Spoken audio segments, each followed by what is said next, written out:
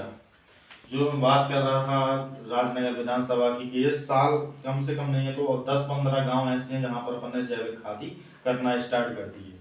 Sir आज देखने को केंचुआ नहीं मिल रहे हैं। हमने जो खाद किसानों को अपने पास डलवाया था, एक खाद जिसने 3 बार हमारा खाद यूज कर लिया है, वो उसकी जमीन में केंचुए की वृद्धि हो गई। ये जैविक खाद है, शुद्ध जैविक खाद है, ये जमीन की उर्वरक शक्ति को बढ़ाता है, जमीन के न्यूट्रिशन को पैदा करता है और जमीन में पुलाई रखता है, केंचुओं में वृद्धि लाता है। तो जितना इतना अच्छा खाद है, और 1 एकड़ के लिए हमारा आता है 500 रुपए का। मार्केट में हम लेने के लिए जाते हैं तो 1 एकड़ के लिए 1700-1800 की बोरी आती है डीएपी, राइट।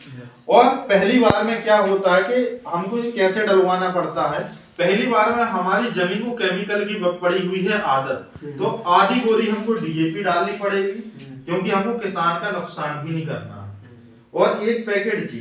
दूसरी बार में 10 किलो डीएपी 1 पैकेट जी। तीसरी बार में डीएपी खत्म, 2 पैकेट जी।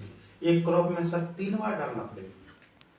नहीं, अलग अलग फसल की मैं बात कर रहा हूँ, सीजन बाई सीजन में। जैसे हम मटर में डालते हैं, चने में डालते हैं, फिर दूसरी जो फसल होगी उसमें 3 बार नहीं डालना, 1 ही बार डालना। लेकिन 3 बार, जैसे अपन ने 3 बार डाला, 3 बार फसल की, चौथी बार में हम डीएपी नहीं डलवाएंगे, फिर जे डलवाएंगे। और पहली बार में फसल की वृद्धि देखो आप, जिस खेत में आप डीएपी डालते थे, अगर एग्जाम्पल उसमें 1 ट्रॉली अनाज निकला या 1 ट्रॉली गेहूं निकले या चना बटरा कुछ भी निकला, आपने ये खाद डाला तो आपका 2 क्विंटल प्लस निकलेगा।